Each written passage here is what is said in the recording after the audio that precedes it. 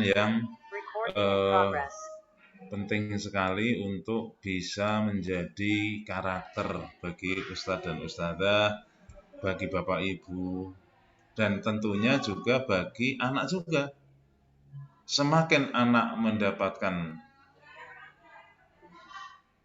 ucapan-ucapan seperti ini, ya, esensi daripada kita mengucapkan sesuatu, ya. Ini sudah diatur, dibimbing oleh Allah SWT.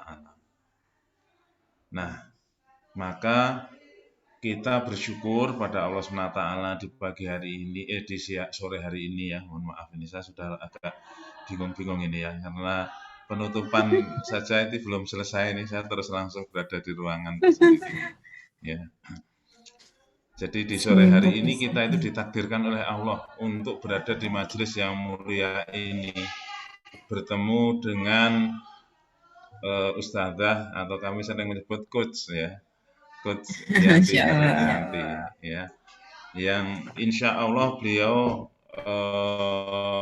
sangat kompeten ya, sebagai seorang psikolog ya, juga sebagai seorang master pendidikan. Ini akan memberikan slot yang lebih luas bagi pemikiran kita semua. Untuk apa? Untuk mengefektifkan momentum datangnya bulan Ramadan ini. Bagaimana bisa membangun kolaborasi ya antara ustadz, ustadzah ya, kemudian orang tua dan anak ya. Ini menjadi bagian yang ya intinya di situ. Walaupun trilogi pendidikan itu kan ada juga masyarakat ya. Kita sendiri kan sudah masyarakat itu. 3 sisi itu sudah masyarakat sendiri. Ya tentunya kita kemudian nanti dia mengembangkan di masyarakatnya, ya toh. Carikan pertemanan yang baik, bi'ah yang baik, gitu ya. Di luar sekolah maksud saya. Kalau di sekolah insya Allah tanggung jawab ustadz dan ustadzah, tanggung jawab untuk mengkondisikan putra putri bapak sebagai bapak ibu ya, putra putri bapak ibu sebagai calon-calon pemimpin masa depan. Ini insya Allah sekuat-kuatnya kami akan berusaha memberikan bantuan ya, karena memang hakikatnya putra atau putri itu menjadi tanggung jawab orang tua. Orang tua menitipkan di sekolah, kami juga akan berusaha membantu untuk meraih cita-cita besar mereka untuk berdaya di zamannya, untuk menjadi imamul muttaqin, yang itu menjadi harapan kita bersama, menjadi investasi pahala kita ketika kita pada saatnya nanti sudah dipanggil oleh Allah SWT. Kami aturkan kembali lagi jazakillah khairan katsira, barakallahu fiik kepada Ustadzah Yanti yang kami sangat bermohon untuk nanti memberikan pencerahan di sini, dan saya juga mohon maaf juga sekaligus saya tidak bisa bersamai karena saya harus OTW dan persiapan juga ya. Iya. Nggih, begitu. Wal afu minkum. Assalamualaikum warahmatullahi wabarakatuh. Waalaikumsalam warahmatullahi wabarakatuh. Jazakallah khairan hasirah kepada Ustadz Ahmad Burhani atas sambutan yang telah diberikan pada acara ini. Ayah bunda sekalian, tibalah kita pada acara inti pada sore hari ini, Mulia Parenting School yang mengangkat tema momentum Ramadan sebagai sarana menjalin kedekatan orang tua dengan anak. Pemateri pada sore hari ini adalah Ustadzah Yanti Haryati, SPSI MPD. Beliau adalah trainer Pusdiklat JSIT Pusat. Sebelumnya akan saya bacakan sedikit biodata dari beliau. Sebentar. Ustadzah Yanti Haryati, SPSI MPD, lahir di Kuningan pada tanggal 12 Juni 1969, putranya 7, kemudian beliau adalah alumnus dari Universitas Indonesia. Pengalaman dan aktivitas beliau, yang pertama adalah guru dan kepala TKIT, Yang kedua adalah dosen psikologi perkembangan dan manajemen organisasi pendidikan. Yang ketiga, Ketua Sekolah Tinggi Kependidikan dan Ilmu Pendidikan Nurul Fikri. Kemudian Instruktur Nasional Kemendikbud. Selanjutnya, Waka Pokja Bunda PAUD Kota Depok. Yang keenam, konsultan pendidikan di beberapa sekolah. Kemudian Sekretaris Departemen Penjamin Mutu JSIT Pusat. Ke-8 asesor lisensi JSIT Pusat. 9 trainer pendidikan guru, kemudian penelaah buku dan lain sebagainya. Masya Allah, luar biasa sekali Ustazah. Baik, untuk menyingkat waktu, monggo saya haturkan waktunya sepenuhnya kepada Ustazah Yanti Haryati untuk memberikan materi pada sore hari ini. Ya, baik. Terima kasih, Bu Ayu. Baik, Ya, mohon maaf Ustazah, nanti untuk tanya jawab mungkin bunda-bunda, ayah bunda sekalian bisa tulis di kolom chat saja nggih? ya. Ya, baik. Oke. Ayah bunda sekalian nanti bisa mengajukan pertanyaan di kolom chat. Nanti setelah selesai materi akan dijawab oleh Ustazah. Semoga nanti waktunya bisa lapang, jadi bisa semua pertanyaan dijawab. Baik, monggo Ustazah, saya persilahkan. Ya. Bismillahirrahmanirrahim. Jazakillah Bu Ayu. Teman-teman, semoga semuanya dalam keadaan sehat ya. Menjadi begitu terharu ya ketika teman-teman kita gitu ya dengan beragam alat komunikasinya menanyakan kesehatan kita gitu ya dan mendoakan kesehatan kita ya. Semoga semuanya tambah sehat, yang mau pulih dipulihkan, yang sakit disembuhkan ya, yang sehat bisa mempertahankan kesehatannya ya sebagai salah satu nikmat yang Allah berikan kepada kita. Alhamdulillah, summa alhamdulillah, Masya Allah ya. Saya kalau disangkutkan dengan kata Jogja, ingat ketika menyusun tesis ya, karena lokasi penelitiannya di Jogja, jadi banyak kenangan di Jogja ya. Kita dipertemukan oleh Allah, semoga di sore yang penuh berkah ini berjejalan para malaikat ya di antara kita untuk mendoakan kita dan memohonkan ampun ya atas kesalahan kita. Salawat dan salam tercurah kepada Rasulullah. Semoga Allah buktikan ya keridoannya kepada kita dengan kemudahan buat kita menghidupkan sunnah-sunnahnya hingga akhir hayat kita ya.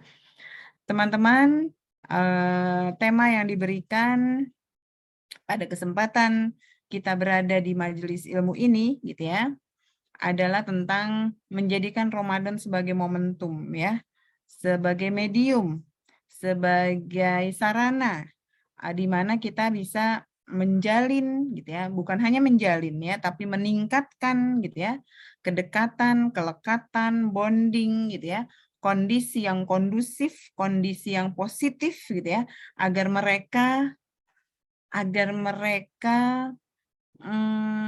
menjadi seperti yang kita harapkan, menjadi seperti yang kita doakan di setiap waktu, di setiap detik, di setiap hela nafas kita sebagai seorang tua gitu ya, seorang ibu, seorang ayah gitu ya, yang tidak cukup ketika ba'da sholatnya mendoakan untuk kesolihan anak-anaknya ya. Semoga anak-anak kita menjadi niscaya untuk menjadi lil muttaqina imamah ya. Seperti yang kita lantunkan dalam doa-doa kita. Rabbana hablana min azwajina wa dzurriyyatina qurrata a'yun waj'alna lil muttaqina imamah ya. Yang kata salah seorang ustadz, pelit orang tua tersebut kalau doainnya setiap habis sholat. Tetapi di setiap helaan nafas kita lantunkan doa-doa tersebut gitu ya. Karena kita tidak pernah tahu di detik mana kemudian Allah aminkan. Terutama nih ibunya nih ya. Kenapa ibunya? Nanti kita bahas ya. Kenapa doa ibu itu tanpa sekat? Kenapa doa itu berpotensi lebih diijabah ya? Ternyata ada kajian ilmiahnya ya. Saya juga menyukai ya ceramah-ceramah luar biasa dari Ustadz Aisyah, dokter ya, Aisyah Dahlan ya, tentang neuroscience ya, tentang kerja otak yang ternyata sunatullahnya gitu ya, terbukti bahwa Al-Quran itu menjadi sumber ilmu buat kita semua ya, agar sukses dunia akhirat. Oke, saya izin share screen. Oh, belum ya? Belum bisa kah saya share screen? Oh, sudah. Oke. Insya Allah materinya juga sudah saya berikan lewat Ustazah Sabta ya. Ramadan, jalin kedekatan anak dan orang tua. Seberapa dekat ya? Seberapa dekat dan bagaimana mendekatnya ya? Di sisi-sisi mana kita mendekat ya?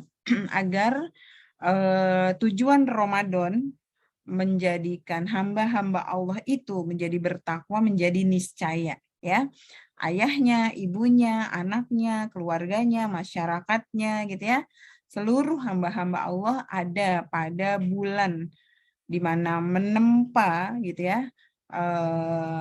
Para hamba-hamba Allah menempa dirinya ya untuk menjadi bertakwa kepada Allah ya. Tadi ini sudah disebutkan. Terima kasih Bu Ayu. Nah, semoga perasaan kita gitu ya, baik ayah, baik bunda, baik guru ya, Pak Guru, Bu Guru gitu ya, semoga positif ya, semoga positif ya. Kalaupun misalnya ada rasa galau gitu ya, itu adalah kegalauan sebagai seorang pendidik, sebagai orang tua, sebagai seorang guru yang tidak ingin ya anak kita menjauh dari karakteristik seorang hamba yang solih dan solihat ya. Teman-teman, ketika kita diamanahkan oleh Allah, ketika kita dititipkan oleh Allah, baik kita punya anak biologis, kita punya anak ideologis gitu ya, Allah sudah mewanti-wanti kepada kita ya. Takut kepada Allah orang-orang yang seandainya meninggalkan di belakang mereka anak-anak yang diafa ya. Min khalfihin zuriatan diafa gitu ya. Artinya apa?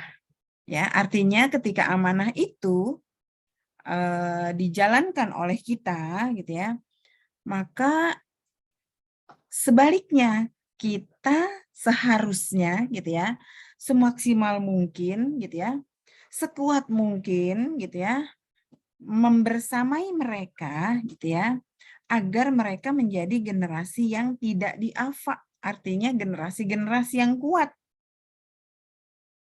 generasi-generasi yang cemerlang kemampuan intelektualnya, yang jernih hatinya, bisa memiliki furqon yang bisa menyelamatkan dunia akhirat mereka ya, dan yang amalnya gitu ya, amalnya mencerminkan ketinggian ilmannya ya. Jadi Allah ingatkan kita untuk semua nih ayah bunda ya, Bu Guru semua yang terlibat ya, sedang bahu-membahu, sedang bersinergi bagaimana caranya supaya anak-anak kita tidak diafa dan sebaliknya ya, mereka kuat ya. Nah, sementara Allah memberikan jalan gitu ya. Hadapkanlah wajahmu gitu ya terhadap fitrahnya Allah gitu ya, tidak ada perubahan ya, tidak ada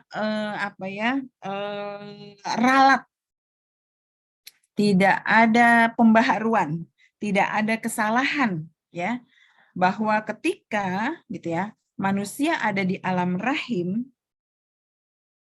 kemudian ada persaksian antara setiap jiwa manusia dengan penciptanya gitu ya, alastu birabbikum, maka jawaban setiap hamba-hamba Allah ketika di alam rahim itu apa? Qalu bala syahidna ya. Iya ya Allah, kami mempersaksikan bahwa Engkaulah Rob kami. Nah, bagaimana? Bagaimana cara kita menghadapkan gitu ya wajah-wajah kita gitu ya. Kita pastikan gitu ya apa yang kita lisankan pada anak-anak kita, apa yang kita lakukan, apa keputusan yang kita ambil, mau bagaimana cara pengasuhan dan pendidikan yang kita berikan gitu ya. Itu tetap dalam rangka gitu ya, menjaga fitrah tadi. Fitrah penciptaannya ya. Masya Allah ya, tidak ringan ya, tetapi insya Allah kita bekerja sama, kita bahu membahu ya, untuk tetap menghadapkan wajah kita kepada fitrah Allah itu ya. Dan luar biasa tanggung jawab terutama kepada kaum laki-laki yang berperan menjalankan fungsinya selaku pemimpin di keluarganya masing-masing, maka prestasi terbesar seorang kepala keluarga adalah mampu memelihara dirinya dan keluarganya jauh dari api neraka. Perlu planning nggak untuk sukses ini? Perlu. Perlu kerjasama nggak? Perlu. Gitu ya. Perlu memberikan intake nggak terhadap segumpal darah dalam diri seorang kepala keluarga, seorang bunda gitu ya, untuk mengendalikan pola-pola pengasuhan dan pendidikannya, baik di rumah maupun mereka menyerahkan kepada siapa partner yang bisa menjaga fitrah itu. Yang bisa sama-sama jalan bareng gitu ya, menuju kepada keselamatan dari jilatan api neraka. Dan sebaliknya, kembali kita bisa saling menyapa kelak di surganya. Ya. Dan kita ingat kembali bahwa hak anak-anak kita untuk selamat dunia akhirat gitu ya. Kita perhatikan kewajiban-kewajiban yang kita berikan kepada anak-anak kita yang menjadi hak anak-anak kita, yaitu tanggung jawab pendidikan iman, pendidikan sosial, pendidikan kejiwaan, pendidikan rasio, pendidikan fisik, pendidikan moral, dan pendidikan seksual. Ya, seperti apa, bagaimana, gitu ya, itu bisa dikaji bersama ya oleh para ustazah-ustazah ya di TKIT Mu'az bin Jabal ya, karena salah satu instrumen lisensi gitu ya sekolah Islam terpadu khususnya TKIT gitu ya, para SDM-nya harus khatam, harus mampu gitu ya menjadi model dan menyajikan ya pola-pola pendidikan Islam kepada siapapun yang mempercayai lembaga tersebut ya. Nah, teman-teman, ayah, bunda, para guru sekalian, insya Allah kita pernah dengar lagu, potongan lagu ya. Belajar di waktu kecil bagai mengukir di atas batu. Ternyata, gitu ya, ternyata kata-kata brilian tadi, gitu ya, dibuktikan bahwa memang ada the golden age gitu ya. Bahkan kalau menurut teori biologis gitu ya, itu terjadinya mulai dari terbentuknya zigot. Gen-gen yang dibawa oleh seorang bapak dan seorang bunda gitu ya, kemudian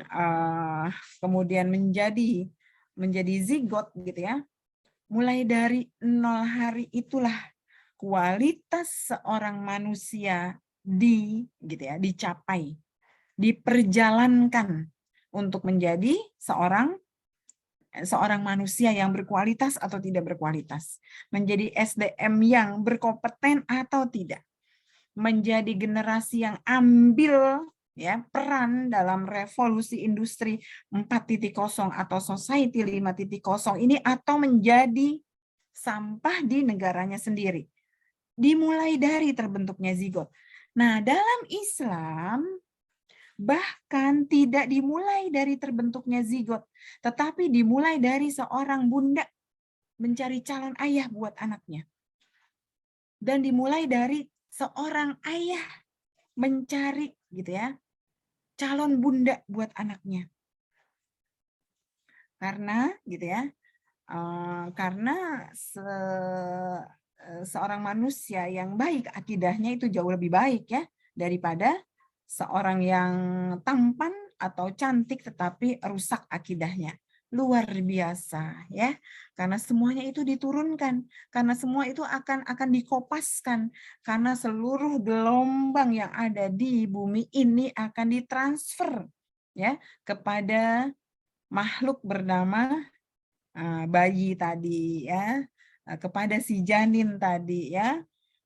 Penelitian sudah jelas membuktikan ya bahwa frekuensi-frekuensi yang bisa ditangkap sejak dini di kandungan ibunya itu akan membuat vibrasi kerja otak itu menjadi efektif atau tidak ya. Nah, teman-teman, di masa-masa emas tadi, di masa-masa belajar di waktu kecil bagai mengukir di atas batu itu, koneksi antar serabut-serabut otak itu hanya terjadi ketika positif.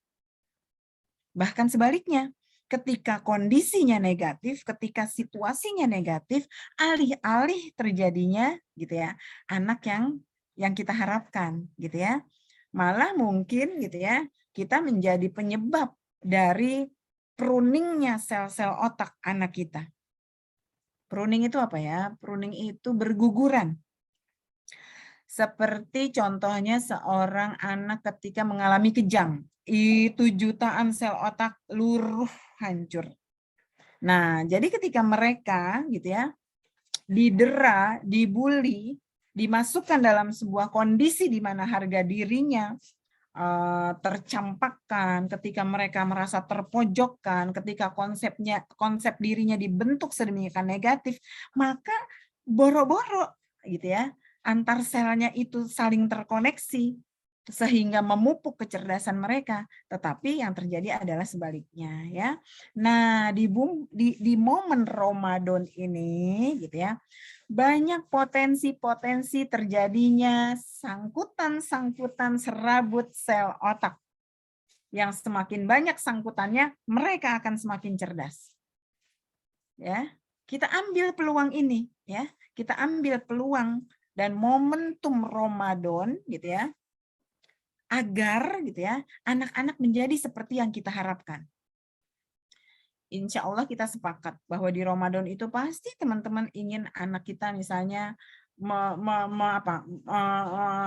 menunjukkan karakter-karakter sebagai seorang anak yang kuat, gitu ya, bersemangat puasanya, gitu ya, mudah diajak beribadah, gitu ya. Kemudian apalagi ya, ceria, gitu ya.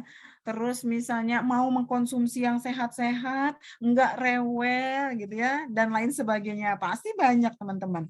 Nah, how Ramadan itu sebagai bulan tarbiyah, sebagai bulan pendidikan gitu ya, itu bisa membuat anak-anak makin pintar, makin kuat, makin cerdas, makin ceria, makin rajin, makin mandiri, makin taat. Pasti itu impian buat kita semua.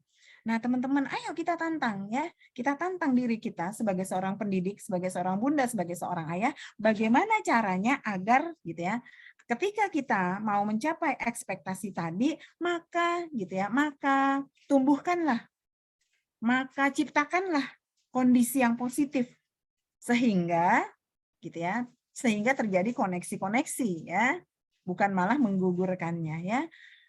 Dan optimisme gitu ya menjadi terbuka begitu besar gitu ya ketika Allah menjanjikannya bahwa ya ayyuhallazina amanu kutiba alaikumusiyam kama kutiba alal ladzina min qablikum la'alakum tattaqun. Hai orang-orang beriman, diwajibkan atas kamu berpuasa sebagaimana diwajibkan oleh Allah kepada orang-orang sebelum kamu. Tujuannya apa? Bertakwa, gitu ya. Buat anak-anak kita belajar berpuasa, ya. Mereka anak-anak di usia dini ini kan masih belum balik ya.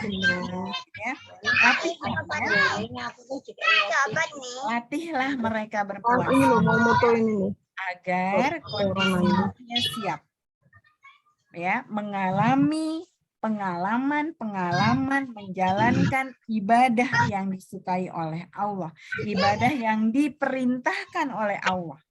Jadi mereka tidak berat karena kita melatihnya, ya. Karena kita menggembirakan hatinya, menyambut, mengisi, ya, dan mempertahankan situasi-situasi Ramadan, ya. Ramadan sebagai bulan tarbiyah, ya, sebagai bulan pembinaan, pelatihan, pendidikan yang tadi tujuannya tidak lain dan tidak bukan adalah untuk membantu orang tua semakin bertakwa, membantu anak-anak juga semakin tahu what is the takwa, gitu ya. Apa sih takwa? Oh, Allah ya Bunda yang nyuruh. Iya. Bunda nurut sama Allah disuruh puasa.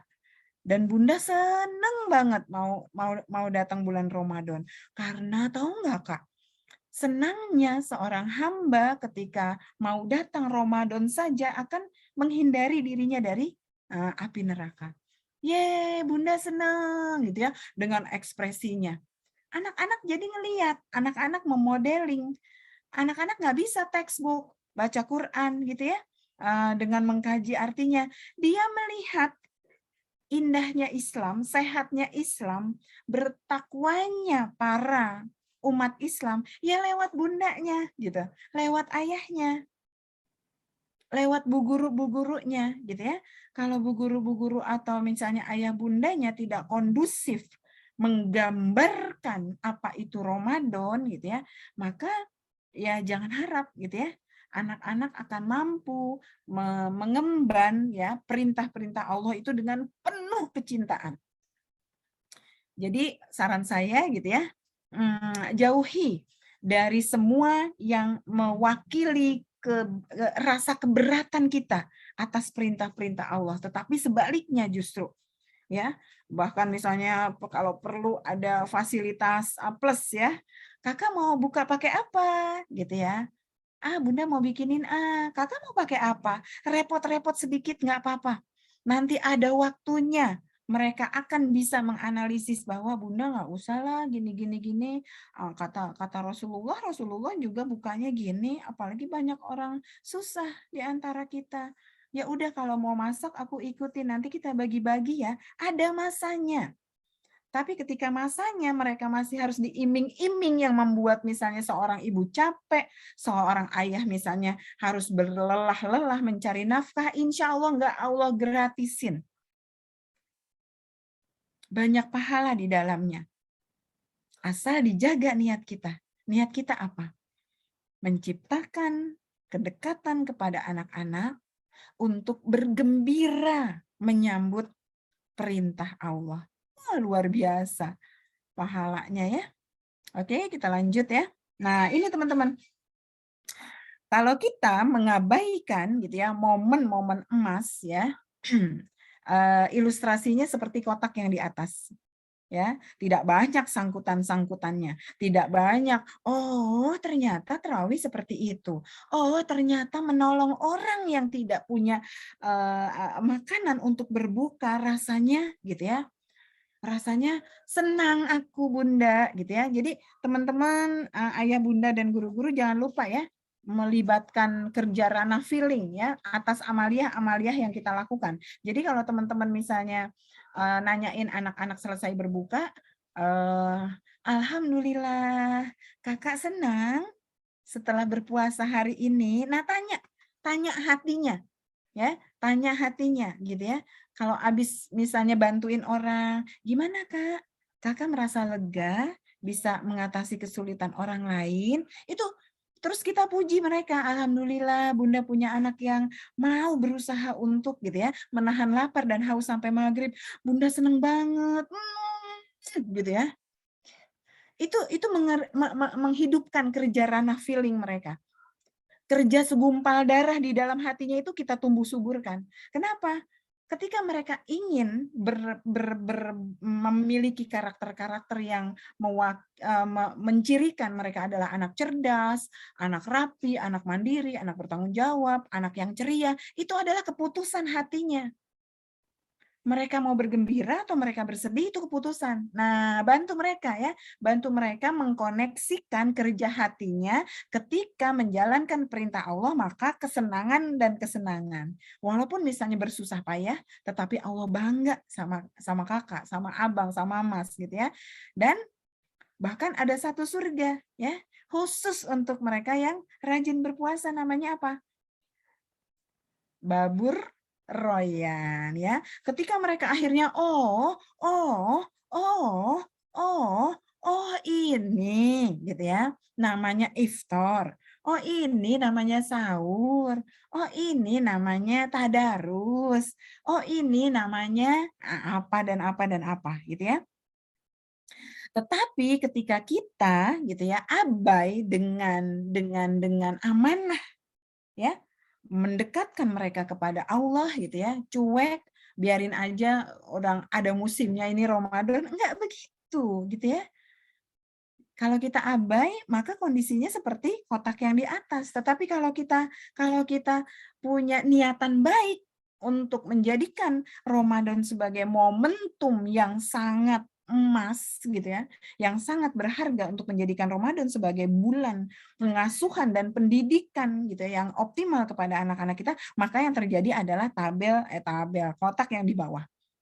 Semakin banyak tuh sangkutannya antara serabut-serabut, selnya itu, makin cerdas, makin sholih dan sholihah, makin terampil menjalankan amal ibadahnya ya.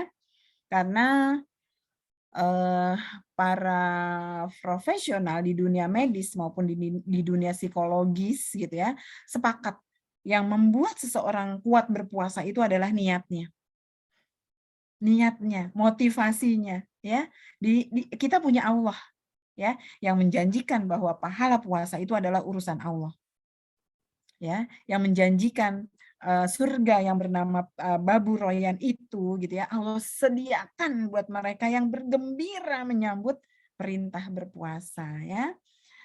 Tentunya dengan cara-cara yang seperti sudah diingatkan ya oleh Ali bin Abi Thalib ya, bahwa ajaklah bermain anak-anak kita ya, sampai ada sebuah hadis ya, umahat-umahat ketika itu menemani anak-anak main bulu gitu ya.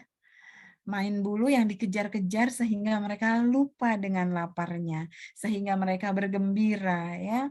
Terus gimana dong? Aku belum bikin kolak gitu ya, belum bikin asinan gitu ya, belum masak ini dan itu. Jika ada pilihan, maka kalau saran saya tetap mendampingi anak-anak kita untuk punya hubungan positif dengan Ramadan, ya. Kalau perlu kita libatkan saja, "Ayo Kakak bikin ininya, Bunda ininya," ya. Kalau untuk pekerjaan-pekerjaan yang kira-kira misalnya mendatangkan bahaya, maaf, Kakak jangan deket-deket, bantuin aja gulung-gulungnya. Itu sebenarnya bisa, tergantung Bundanya memanage itu semua ya.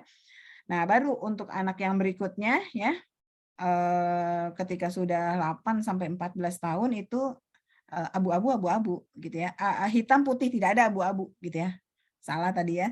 Hitam-hitam, putih-putih, nggak ada daerah abu-abu. Jadi wajib udah gitu ya, nggak ada tawar-menawar. Tapi kalau untuk anak-anak usia dini, maka hak mereka untuk diberikan sebuah kondisi yang bisa mengkoneksikan bahwa menjalankan perintah Allah itu adalah sesuatu hal yang menggembirakan ya.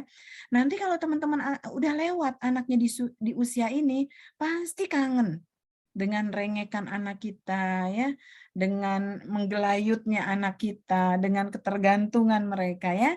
Jadi jangan biarkan masa-masa usia emas ini kita sesali ya, dan seterusnya ya. Nah, teman-teman, tubuh manusia gitu ya, itu terdiri dari apa? Otot-otot ya, otot-otot. Ada jantung, ada ginjal, ada kerangka, ada dan sebagainya gitu ya. Yang gitu ya, yang disertai oleh yang di apa ya? Artinya semua organ gitu ya dan otot-otot tadi bekerja karena ada sistem saraf. Ada yang mengkoneksikannya. Indera mata ya, mata melihat sesuatu, gitu ya. Terus syaraf-syaraf penglihatan memberikan kode, ya, kode gitu ya ke dalam otak kita, gitu ya. Kemudian otak bekerja menyangkut-nyangkutkan dengan informasi yang sudah ada sebelumnya, gitu ya. Kemudian dari otak baru memerintahkan kepada anggota gerak kita, lakukan, ya, lakukan sebuah amal, sebuah gerakan yang diperintahkan oleh otak kita, gitu ya. Makanya dalam apa ya, beberapa kondisi yang tercipta pada Ramadan itu ya, kenapa orang-orang wanita yang haid misalnya tidak boleh makan di depan anak-anak gitu ya, itu akan mengganggu ya fokusnya anak-anak mempertahankan rasa lapar ya. Hormati yang berpuasa, bukan sebaliknya ya. Hormati yang berpuasa. Hatta anak-anak kita ya, karena mata akan memberikan informasi, apalagi kalau yang dilihat sama anak-anak apa? Es krim, coklat, makanan kesukaannya, minuman kesukaannya. Ya gimana mereka nggak tergiur dan gimana mereka nggak merengek ya? Jangan disajikan di waktu-waktu mereka sedang berlatih menahan ya, rasa lapar dan rasa hausnya, gitu ya. Nah, bahkan salah satu buku yang saya baca itu, ya kalau perlu kulkas itu gitu ya, kulkas itu nggak langsung bisa dilihat anak, tapi dikesampingkan pintunya gitu ya. Masya Allah, sampai secara teknis itu ya buku itu memberikan tips gitu ya, agar jangan dikit-dikit dibuka gitu ya. Oke, apalagi? Apalagi yang menjadi mekanisme sistem saraf ya. Mereka misalnya eh, telinganya mendengar bundanya bercerita tentang saumnya keluarga Ali. Bundanya bercerita ya dengan penuh ekspresif ya. Sebentar, saya minta tolong Justin. Yusuf.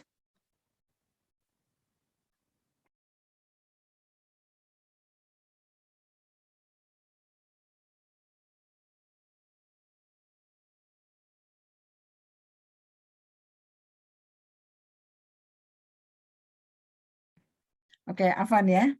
Misalnya bundanya dengan penuh ekspresi menceritakan tentang saumnya keluarga Ali. Tok tok tok tok tok tok, misalnya gitu ya. Assalamualaikum gitu ya. Assalamualaikum. Ternyata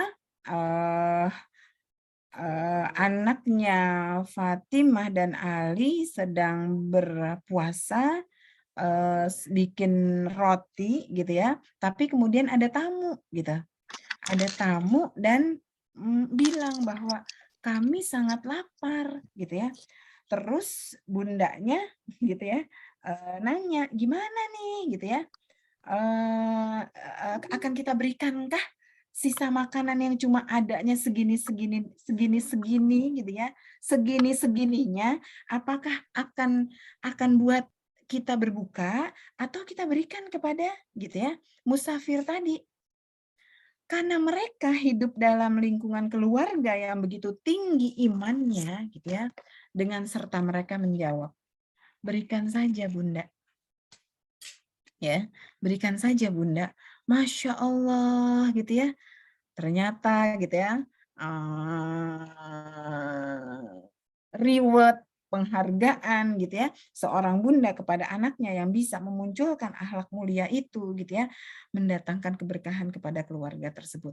Telinganya mendengar suara lembut seorang bunda yang begitu cinta kepada Allah gitu ya, yang begitu menjiwai menarasikan cerita tentang saumnya keluarga Ali gitu ya, itu masuk ke dalam otaknya. Dia pernah mendengar siapa Allah. Allah Maha Pengasih, Allah Maha Penyayang, belum Asmaul Husna. Masya Allah ternyata gitu ya. Ternyata Allah membalas semua akhlak mulia mereka. Ya sudah Bunda, aku mau juga menjadi solih seperti itu. Yes, sepakat ya. Tos, gitu ya. Atau seorang ayah, ya. Ketika seorang ayah misalnya dengan keterampilan kinestetiknya mengajak anak-anak misalnya untuk bertukang gitu ya. Sebenarnya untuk mengalihkan apa? Agar mereka nggak rewel mikirin laparnya gitu ya. Oke, ayah bikinin ini, ayah bikin ini ya, terus kita main ya gitu ya. Keseruan-keseruan itu masuk ke dalam otaknya. Ternyata Ramadan itu apa ya? Seru gitu. Ramadan itu seru gitu ya. Siapa yang bisa bertahan sampai azan maghrib, nanti ayah bikinin lagi mainannya, yeay, gitu ya. Itu berarti mereka memindahkan kerja hormon-hormon di lambung yang bikin lapar itu menjadi terabaikan. Yang ada malah keasikan. Ya, seorang guru gitu ya, ditangkap bahasa tubuhnya, air wajahnya ya, melakukan lagu-lagu yang membuat mereka bergembira tentang Ramadan gitu ya. Itu akan masuk ke dalam memorinya.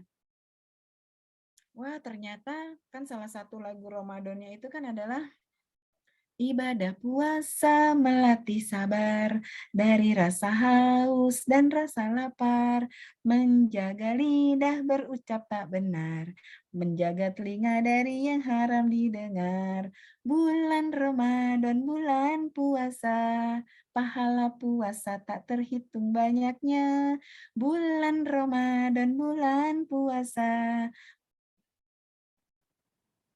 ibadah puasa tak terhitung. Pahalanya, Masya Allah, itu kalau dimaknai gitu ya, menjadi daya dorong yang luar biasa. Apalagi namanya guru gitu ya, pasti bunda kata bu guru, bunda kata bu guru gitu ya. Dengan keseruannya, dengan playdohnya, dengan LK-nya, dengan ceritanya, dengan lagunya, dengan puisinya, dengan sirohnya, dengan kisahnya. Dia dengar, dia lihat, sistem saraf akan menyampaikannya ke dalam kerja sistem otaknya, disimpan dalam memorinya, gitu ya. Kemudian melahirkan apa? Amaliyah yang mulia buat mereka. Mungkin satu cerita ini semoga juga akan akan menjadi bukti ya buat para ayah, bunda, dan guru-guru ya. Saya tidak pernah bosan menceritakan hal ini karena buat saya ini amazing banget gitu ya, buat anak-anak yang tumbuh pada lingkungan yang begitu mencintai Allah ya, dan menyambut perintah Allah itu dengan begitu positifnya gitu ya. Seorang kakak adik, yang satu di playgroup, yang satu di kelas B. Mungkin Bu Sabta ingat ya, karena ini udah berulang kali saya ceritakan. Tapi saking saya amazing-nya, nggak pernah gitu ya, nggak pernah saya nggak ceritakan gitu ya. Ada seorang anak kelas B, adiknya seorang anak kelas playgroup, menempuh perjalanan pulang kampung lebih dari 8 jam naik bis gitu ya. Kebayang nggak sih? Waktu itu 30 tahun, 28 tahun yang lalu mungkin ya. Jalanan belum semulus sekarang, belum ada tol Cipali gitu ya. Sampailah mereka belum maghrib di rumah kakek dan nenek yang pasti kata orang-orang katanya gitu ya lebih sayang sama cucunya. Sampailah mereka di rumah kakek dan neneknya dan di kulkas di rumah kakek dan neneknya sudah tersaji semua makanan kesukaan dua cucunya. Dan si kakek mengiming-imingi, meminta dengan sangat, buka, orang musafir boleh berbuka. Tapi apa jawaban si kakak dan adik tersebut ketika enggak deh nanti abah nggak akan cerita sama abi sama umah gitu ya, buka aja gitu, kasihan kalian masih kecil gitu ya. Nah si kakak punya inisiatif untuk melakukan diskusi kecil dengan adiknya. Gimana gitu ya. Jadi gimana keputusannya kata abahnya gitu ya, kata kakeknya. "Abah maaf," katanya gitu ya, "kami mau masuk ke surga lewat pintu Babu Royan." Masya Allah. Jadi teman-teman guru, teruslah transfer nilai-nilai yang datangnya dari Allah. Ajaran-ajaran Rasul yang dibawa. Siroh-siroh yang luar biasa. Yang mengedepankan betapa mencintai Rasul kepada Allah. Dan menyambut semua perintah Allah. Lewat guru, lewat ayah, lewat bunda, gitu ya. Ternyata bisa mendorong motivasi luar biasa kepada seorang anak yang berusia masih TK, gitu ya, mampu menopang kemampuan faalinya, gitu ya, untuk mampu menahan, gitu ya, hawa nafsunya. Walaupun makanan sudah tersaji demikian gampangnya, dan boleh kan musafir. Ya, tetapi kekuatan gitu ya, kekuatan perintah-perintah Allah lewat lisan-lisan guru-guru yang dekat hubungan vertikalnya dengan Allah gitu ya, yang tinggi hubungan vertikalnya dengan Allah lewat pembiasaan-pembiasaan dan warna pendidikan yang ada di rumah anak-anak kita mampu membuat anak-anak kita memilih Allah ketimbang makanan-makanan yang disukanya. Jadi teman-teman gitu ya, sistem saraf yang memerintahkan otak gitu ya, itu berbasis pengalaman dia. Apa yang dia dengar, apa yang dia lihat ya. Tentunya mereka melihat orang tuanya, tentunya mereka melihat gurunya, tentunya mereka melihat stimulan yang dibuat oleh ayah bunda dan gurunya. Gitu. Jika yang mereka lihat, jika yang mereka dengar gitu ya, adalah yang sebaliknya, maka mungkin ceritanya akan berbeda. Ya. Karena ternyata masih ada keluarga-keluarga yang mengabaikan ya perintah saum ya. Nggak kuat, saya mah sholat aja. Kalau puasa mah saya nggak kuat. Bener deh, dibayar berapa aja. Lagi siapa yang mau bayar ya? Kan yang bayar Allah insya Allah ya. Oke ya, insya Allah di sini pelajarannya apa? Sajikan ya, sajikan apa-apa yang dilihat, apa-apa yang didengar, apa-apa yang dirasa, apa-apa yang ditaktil oleh anak-anak kita gitu ya. Please ya, manfaatkan momen gitu ya, menyambut dan mengisi Ramadan ya. Syukur-syukur nanti mempertahankan pasca Ramadan adalah sesuatu hal yang indah tentang Ramadan ya. Jangan jangan menyajikan pengalaman-pengalaman yang sebaliknya ya. Oke. Nah, ya. Kerennya dalam Islam ya. Kita semua tahu ya bahwa dalam tubuh manusia ada segumpal darah atau sepotong daging yang jika dia baik maka semuanya akan baik. Jika darah itu atau sepotong itu buruk, maka semuanya akan buruk. Apakah itu?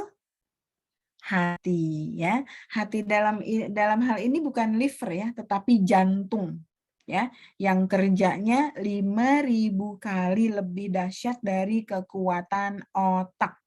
Jadi kalau teman-teman mau kerja otak anak-anak kita hebat, maka hebatkanlah dulu hatinya. Karena anak-anak bahkan secara gen pintar pun ketika dia tidak termotivasi, maka dia tidak akan memiliki ciri-ciri anak yang cerdas tadi. Dia cerdas secara genetik, tapi dia tidak termotivasi, maka dia tidak akan tampil sebagai anak yang cerdas. Tetapi anak-anak yang biasa-biasa saja, ketika motivasinya demikian tinggi, maka dia akan ya menunjukkan bahwa dia adalah anak-anak yang rajin membaca, ya, terus begitu bergairah menyambut apa yang diminta oleh gurunya, gitu ya. Jadi ketika kita juga menginginkan perilaku-perilaku mereka seperti yang Allah harapkan, seperti yang gurunya harapkan, seperti yang orang tuanya harapkan, maka gitu ya, explore dulu kerja yang 5.000 kali lipat kekuatannya daripada kekuatan otak gitu. Maka hati akan memerintahkan otak, otak akan memerintahkan organ geraknya. Jadi kalau mau anak kita rajin, bikin dulu dia GR gitu. Kalau rajin itu ternyata akan dipuji oleh ayah bundanya, ya. Jadi salah besar kalau anak kita mau kegeeran gini, Bunda, aku dong bisa meletakkan sepatu pada tempatnya. Nah ya, kalau bundanya mungkin belum tahu bahwa anak itu harus dibuat GR ketika berbuat baik sehingga dia mempertahankan kebaikannya, maka jawabannya akan apa? Ya emang harusnya ditaruh di situ kali, Kak. Ya Allah, hancur itu harga dirinya. Ya. Tapi apa yang dilakukan oleh seorang bunda? Agar kebiasaan meletakkan sesuatu pada tempatnya itu akan permanen. Bikin dia GR. Gitu ya, bahwa ternyata gitu ya, dia ditangkap basah oleh bundanya melakukan perbuatan baik dan bundanya merasa bahagia dengan kegiatan itu gitu ya. Keren kakak, bunda cium ya, bunda gendong yang tinggi. Dia akan mengoneksikan bahwa berbuat baik dapat pelukan dari ibunya. Berbuat baik dia akan diangkat setinggi-tingginya. Berbuat baik dia akan melihat ibunya bahagia. Maka kebiasaan itu akan permanen. Tapi sebaliknya, dia udah berusaha baik, kemudian tidak mendapatkan kegeeran sebagai seorang anak yang diharapkan, gitu ya. Maka tidak akan terjadi bahwa dia suka melakukan perbuatan baik itu menjadi apa ya? Menjadi tidak efektif, ya, menjadi kontraproduktif bahkan ya. Padahal kan maunya kita, anak-anak kita bisa disiplin ya. Maka mungkin Bu Sapta berulang kali ya mendengar ya istilah yang sangat senang saya sampaikan kepada teman-teman, tangkap basah perilaku baik anak-anak kita. Bikin mereka GR bahwa benar ya, kebahagiaan itu, rasa bangga itu melekat pada anak-anak yang berbuat baik. Pada anak-anak yang menjalankan perintah Allah, pada anak-anak yang mengikuti sunnah Rasulullah gitu ya. Jadi jangan membuat situasi yang bertolak belakang ya. Nah teman-teman, dari dasar GR-nya anak-anak kita ketika dipuji gitu ya, ketika ditanya, kakak besok mau tilawahnya nambah nggak kak gitu ya. Masya Allah, bunda kalah sama kakak, bunda harus kalahin kakak, yes gitu, enggak mau bunda, aku yang lebih gitu ya. Situasi positif itu akan mengaktifkan ranah segumpal darahnya. Sehingga gitu ya, sehingga kekuatan jantungnya di sini ya, itu akan memberikan instruksi kepada otaknya, akhirnya mereka melahirkan amaliyah yang kita harapkan. Luar biasa ya. Masya Allah ya. Tempat iman pertama kali ya diyakini adalah segumpal darah tadi ya. Ya Allah ya. Yuk, jadi bersama-sama gitu ya. Kita tumbuhkan, kita penuhi isi jantungnya anak-anak kita gitu ya, dengan semua yang Allah janjikan buat orang-orang yang sholih ya. Oke, itu yang kedua ya. Ada yang faali gitu ya. Yang mekanistik gitu ya. Sistem saraf kita secara ditangkap oleh indera kita, memberikan perintah, kemudian memerintahkan kembali organ gerak kita ya. Jadi hidangkan, sajikan, dengarkan, lihatkan anak-anak kita dengan semua yang berkaitan dengan Ramadan ya, sehingga sehingga memorinya penuh dengan mengaitkan kasih sayang Allah kepada hamba-hambanya ya, yang berpuasa ya, yang bertarawih, yang bersedekah, dan yang menghidupkan amaliyah Ramadan sehingga mendorong geraknya ya, keterampilannya, perilakunya menjadi seperti yang kita stimulan lewat apa-apa yang ditangkap oleh indranya. Tapi ternyata ada yang lebih dahsyat, bukan sekedar yang dilihat, bukan sekedar yang didengar, bukan sekedar yang diraba, tetapi ternyata kita akan bermula dari kerja segumpal darah. Ya, penuhi hatinya dengan keyakinan adanya Allah, adanya surga, adanya akhirat, ya, adanya balasan dari Allah buat anak-anak yang solih. Ketika hatinya bekerja, maka gitu ya, efektivitas untuk memberikan gitu ya, instruksi-instruksi sesuai dengan apa yang diyakininya itu akan semakin dahsyat ya. Nah, terakhir teman-teman, belum terakhir, Deng. Belum terakhir ya. Ada satu slide lagi yang mendukung ya, bahwa ketika kita menginginkan ya, kita misalnya menginginkan di bulan Ramadan itu misalnya target bulan tarbiyah itu anak kita semakin kuat, semakin sehat, semakin taat, semakin kreatif, semakin ceria, semakin optimis, dan semakin disiplin. Maka agendanya tidak melulu berisi pengetahuan, tidak melulu berisi hal-hal yang dapat diindra, ya, tetapi isi juga dengan kerja ranah feeling, ya, dengan kerja ranah keyakinan dia bahwa kalau berpuasa Allah yang akan tambah sayangnya. Ketika berpuasa dia yakin seyakin-yakinnya bahwa dia akan bersama dengan Rasulullah, gitu ya. Puji mereka. Rasa senang itu adalah kerja ranah feeling. Kerja yakin bahwa mereka akan masuk ke pintu Babur Royan itu adalah kerja feeling, keyakinan, optimisme, ya. Dan merasa GR kalau dia adalah anak-anak yang solih, dipuji oleh ayahnya, oleh bundanya, oleh gurunya, gitu ya. Nah, baru kemudian yuk sama-sama yuk kita nonton gimana anak-anak seluruh dunia ternyata bisa kuat berpuasa. Wah, lewat potongan-potongan video itu, wah Bu Guru lucu banget, dia ngapain tuh, gitu ya. Iya, dia ternyata bikin nyusun-nyusun balok. Nah, gitu ya. Ternyata dia lomba tanya jawab tentang hafalan Quran. Ih, seru banget, yuk, yuk, yuk, yuk, gitu ya. Kita lakukan hal yang sama, gitu ya. Baru ketika feelingnya main, ketika cukup pengetahuannya, akan mendorong mereka untuk berakting. Acting bukan kata-kata apa ya, bukan kata-kata nyindir ya. Ini acting beneran, acting, act, melakukan sesuatu ya. Jadi kita nggak bisa meminta anak-anak menjadi seperti yang kita mau, berperilaku seperti yang kita mau ketika hatinya tidak tergerak dan tidak punya kecukupan untuk tahu kenapa dia harus begini dan kenapa dia harus begitu ya.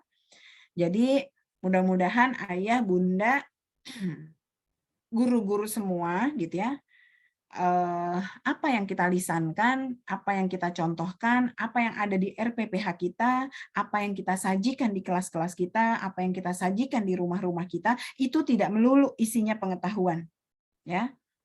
Tetapi isi juga ranah feelingnya, isi juga trainingnya, ya. Trainingnya tuh, training tuh pelatihannya, ya.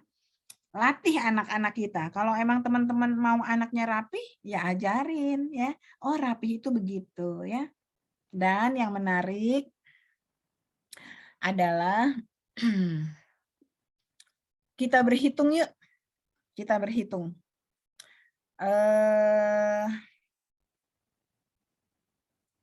Bunyi hadisnya adalah biasakan anak-anak kita sholat di usia 7 tahun. Kemudian beri konsekuensi gitu ya. Silahkan pukul pada bagian-bagian yang edukatif orientasinya pada usia 5 tahun ya. Berarti ada 7, 8, 9, 10, ada 3 tahun. Ada 3 tahun. 3 tahun itu berapa hari? Setahun berapa hari sih Bu Sapta? 300 sekian hari ya. Oke ya, berarti kurang lebih dalam 1 tahun itu, ketika 1 tahun itu 300 sekian hari, berarti 3 tahun itu ada 1000-an hari. Ya, 1000-an hari. Terus berapa kali sholat kita membiasakan anak-anak kita? 5 kali sholat, ya kan? Seharinya 5 kali. Berarti ada 5.475 kali kita membiasakan, baru boleh dipukul. Baru boleh dikasih konsekuensi. Nah, itu baru sholat, teman-teman. Kalau mereka mau rapi, mereka mau terampil, mereka mau ini, mereka mau bisa itu, mereka bisa itu, mereka bisa itu, berarti sudah 5.475 kali kah? Ayah, Bunda mengingatkan, melatihnya, harus sabar dong, Bu. Sangat. Bersabarlah kamu dan perteguh kesabaranmu. Ya, kesabaran dalam Islam itu unlimited. Ya. Nah, sehingga teman-teman ya, ketika kita menginginkan anak-anak kita bertambah solih, ketika kita menginginkan anak-anak kita bertambah suka mengerjakan sesuatu hal yang baik, suka dengan amaliyah Ramadan, suka beramal ya, menghidupkan ibadah-ibadah Ramadan gitu ya, maka libatkan ketiga ranah ini ya. Oke. Nah, terakhir teman-teman. Terakhir adalah bahwa tubuh manusia itu tidak hanya terdiri dari darah-darah yang mengalir, sistem saraf yang bekerja, organ-organ yang Allah berikan, indera-indera yang Allah berikan. Ternyata tubuh kita juga terdiri dari sejumlah gelombang-gelombang elektromagnetik. Ya. Ternyata nggak cuma terdiri dari organ-organ tubuh ini, ya. Ternyata nggak cuma sistem kerja otak gitu ya, yang akhirnya menggerakkan tubuh manusia. Ternyata bukan hanya sekumpulan darah yang mengalir, ya, yang harus disaring, ya, yang harus dipompa, gitu ya, dikembalikan lagi ya, seperti kita mungkin bayangkan kerja jantung, bagaimana organ ginjal bekerja menyaring racun, gitu ya. Kerja liver kita gitu ya, dan seluruh organ tubuh bekerja secara sunatullah mengikuti apa yang dikehendaki oleh Allah gitu ya. Ternyata dalam tubuh manusia itu ada gelombang-gelombang elektromagnetik. Nah, hebatnya gelombang elektromagnetik ini mau positif mau negatif tergantung manusia yang menciptakan gelombang tadi. Kalau mau negatif bisa. Ya. Kalau mau positif juga bisa, gitu ya. Nah, sayang-sayang kalau peran kita sebagai seorang pendidik, peran kita sebagai seorang bunda, peran kita sebagai seorang ayah, peran kita sebagai seorang yang membersamai anak-anak kita agar tumbuh menjadi generasi-generasi keren, hebat, taat, abid, ya, dan memiliki kemampuan berpikir tingkat tinggi, kalau gelombangnya justru dirusak oleh gelombang orang-orang di sekitarnya. Ya. Makanya kalau kata Bu Aisyah Dahlan tuh sayang banget gitu ya kalau guru, kalau orang-orang di sekitar anak itu mengeluarkan gelombang-gelombang negatif karena dia akan nyari frekuensi gitu. Kalau kitanya positif, ketemu dengan anak-anak yang positif, maka nilai-nilai itu suara-suara kita, pesan-pesan kita, harapan-harapan kita, sangka-sangka baik kita itu akan tertangkap gitu ya. Tetapi kalau misalnya orang-orang dewasa di sekitar anak justru memunculkan gelombang-gelombang negatif, maka akan ditangkap oleh anak-anak, ya. Negatifnya itu akan ditangkap oleh anak-anak. Nah, istimewanya di dalam Islam, kenapa doa seorang ibu itu diijabah tanpa sekat, diaminkan oleh malaikat? Tahukah teman-teman bahwa ada sel yang namanya mitokondria? Dari sel itulah gelombang itu dimunculkan. Nah, istimewanya sel mitokondria itu gitu ya, hanya diturunkan dari ibunya. Masya Allah. Jadi gitu ya. Jadi jangan enggak. Jadi harus selalu seorang ibu itu bersangka baik kepada anaknya, mendoakan yang baik kepada anaknya, berpikir yang baik tentang anaknya. Sehingga ya, gelombang-gelombang positif itu akan mudah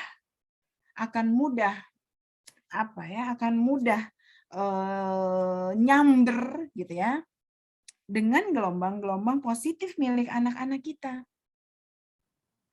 Masya Allah ya. Jadi ternyata gitu ya, mitokondria itu nggak diturunkan dari ayahnya, tapi dari ibunya. Kalau kata Bu Aisyah Dahlan tuh, ayahnya boleh ngasih nama, tapi gelombang itu dari ibunya. Luar biasa ya.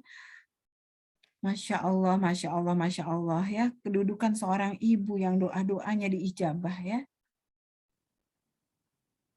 Bahkan bisa mengubah takdir ya. Maka kuaklah ya. Waktu-waktu di sepertiga malam terakhir, maka lantunkanlah di setiap hela nafas kita agar lahir anak-anak yang lil muttaqina imama. Nah, jadikan momen Ramadan kita gitu ya. Jadikan momen Ramadan kita menjadi momen-momen di mana kita mampu gitu ya menciptakan kondisi-kondisi yang positif. Kita bangun pengetahuannya ya. Sehingga lahir Usamah-Usamah baru yang bisa menjadi panglima perang di usia 19 tahun. Al-Fatih baru yang bisa merebut Eropa ya.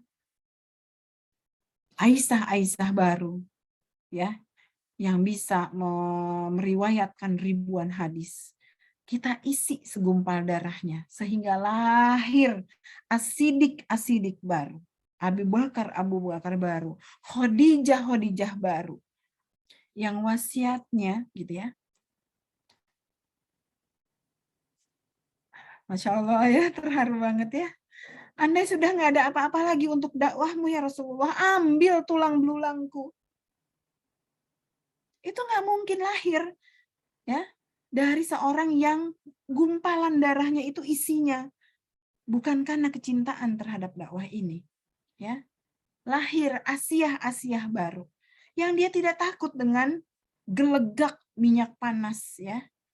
Karena janji Allah menari-nari di depan matanya. Semoga ya Ramadan ini kita bisa menjadi contoh dan biasakan perilaku akhlakul karimah sehingga lahir Umar baru, Usman baru ya yang menginfakkan 1000 barang dagangannya untuk mengatasi paceklik ketika itu. Ya, lahir Ali baru ya yang pasang badan untuk keselamatan Rasulullah yang dia cintai. Lahir Asma baru ya. Yang dalam keadaan hamil pun dia memutuskan bahwa aku harus mengirimkan makanan untuk Rasulullah dan ayah. Masya Allah, Masya Allah, Masya Allah ya. Semoga kisah-kisah sukses ya yang Allah narasikan dalam Al-Quran, dalam hadis-hadis Nabi itu bisa ya membuat kita terdorong secara optimal untuk bisa menjaga diri kita dan keluarga kita dari api neraka ya. Teman-teman, selamat menyambut ya momen yang luar biasa, penuh ampunan, penuh training, penuh pembinaan Ramadan yang kita cintai ini untuk membersamai anak-anak kita menjadi hamba-hamba Allah yang bertakwa. Demikian teman-teman. Assalamualaikum warahmatullahi wabarakatuh. Waalaikumsalam warahmatullahi wabarakatuh. Jazakallahu khairan katsira Ustadzah Yanti. Masya Allah, luar biasa sekali materi pada sore hari ini. Semoga membuat ayah bunda dan para ustazah lebih semangat lagi untuk bisa memberikan suri tauladan yang baik untuk ananda-ananda kita. Kalau boleh saya sedikit simpulkan dari materi yang semuanya kalau istilahnya daging banget ya Ustazah ya sore hari ini.